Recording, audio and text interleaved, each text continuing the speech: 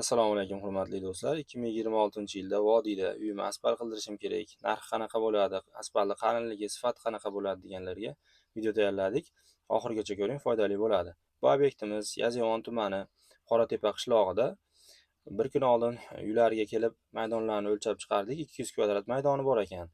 Xuddi shunaqa urinlarini tekizlab, uklonlarni chiqarib, zasipkalarni bir qator qatirib, trambovka qilib, joyini tayyorlab oldik. Undan keyin asfaltni chaqirdik. Asfaltimiz 20 tonna asfalt keldi. Bu xonadonimizga xuddi shunaqa mayin, saqichlari zo'r qo'shilgan 1 yil garantiyali asfaltimizdan keldi.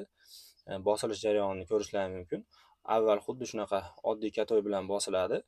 Undan keyin bir qator vibrakatoy bilan chiroyli qilib trambovka qilinadi. Bu vibrakatoyimiz yana ham asfaltni baquvvat bo'lishini ta'minlaydi.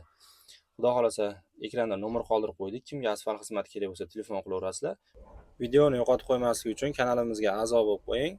Oldinda yanada foydali ma'lumotlar berishga harakat qilamiz. Hammaga rahmat, sog' bo'ling.